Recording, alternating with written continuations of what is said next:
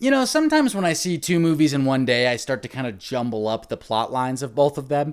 And at one point during Splitsville, I was thinking about one character's backstory and I was like, didn't this happen with them?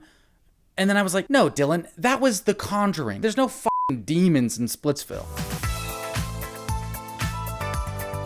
Splitsville, the second romantic comedy starring Dakota Johnson to come out this summer, or an unromantic comedy, as it says here on the poster, directed by Michael Angelo Covino, and he plays the character of Paul in the movie.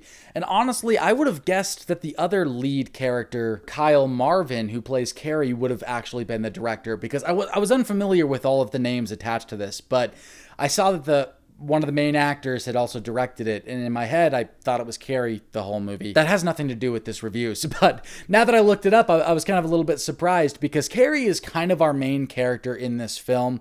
And at the beginning of the story, he's been married for a little over a year to Ashley, who's played by Adria Arjona, who's another newcomer who I think really shines in this film. Ashley decides that she's had enough of the relationship with Carrie, and she asks for a divorce at the beginning of this film. That sends Carrie into kind of a downward spiral. Well, he goes and crashes at his best friend's house, Paul, and he discovers that Paul and his wife, Julie, played by Dakota Johnson, are in an open relationship. Their whole ideology is that most people break up because someone cheats, and when you cheat, you feel guilty. And if they can avoid ever feeling guilty, then they'll stay together. So thus they have an open relationship. This leads to a complicated scenario in which Dakota Johnson's character and Carrie, our recently divorced man, end up sleeping together. Paul finds out, and Paul is pissed about it, even though they had an open relationship, and he even joked that you guys could sleep together and I wouldn't care. I'm so secure in myself. And this starts a huge feud between Paul and Carrie, and now we've kind of got all four of these characters in just this jumbled mess of open relationships and crisscrossing each other. I don't want to say too much more because that's all like kind of the inciting incidents,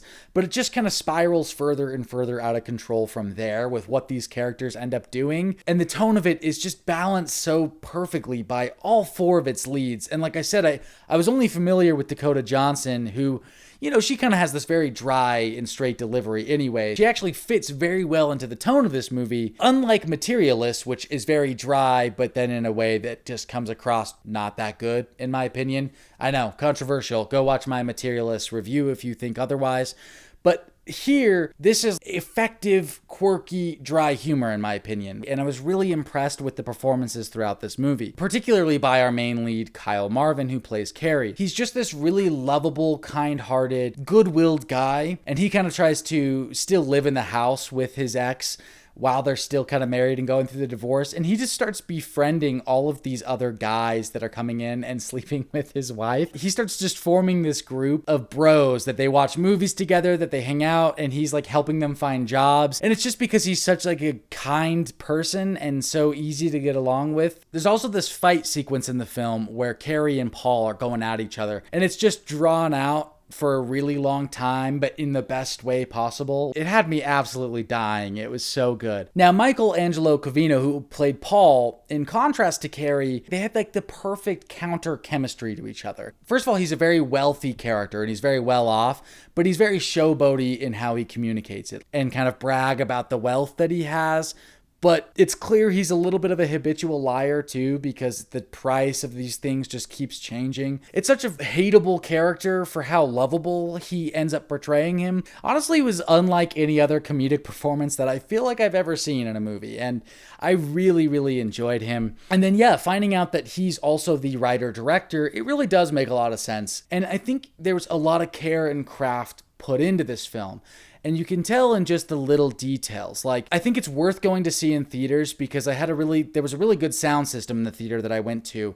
And there's all these little one-liners that are being said by characters as they're kind of walking off screen or in the background that you need to have the volume turned up loud or really good speakers that you can kind of hear what's being said, that are there just to kind of add extra pep. And I feel like if you were to watch the movie again, you would pick up on so many different quips and jokes and things that are layered throughout. That's the kind of effort that was put into this film. I mean, the movie's called Splitsville, and the only real reference to that in the film is there's this scene at a carnival where you can see in the background there's like a banana shop that's called Splitsville because they probably sell, banana splits.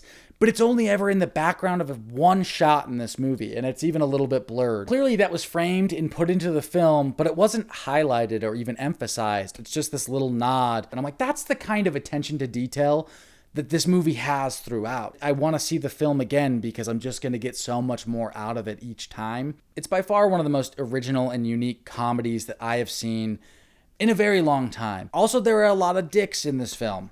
Really just a lot of one specific person's dicks in this film, like at least 3 different occasions. But yeah, in ways that kind of actually reminded me of Forgetting Sarah Marshall. I don't have much to criticize about this movie. I found that every time the movie could have hit a lull, it could have hit those romantic comedy tropes, it took a left turn away from that, or it found ways to kind of get through those beats in a unique way that I haven't seen in romantic comedies. And so it stayed fresh, it stayed entertaining. Every moment that I thought it could dip, it just found a way to get me to smile again. And before I get to my rating of the film, just remember to like and subscribe and check out my Letterboxd to get all my newest movie reviews as I see the films. But yeah, so Splitsville, I'm going to give this movie... It's hard to be critical of some of the small things that you could criticize here when there's so much ingenuity and care and craft put into the film.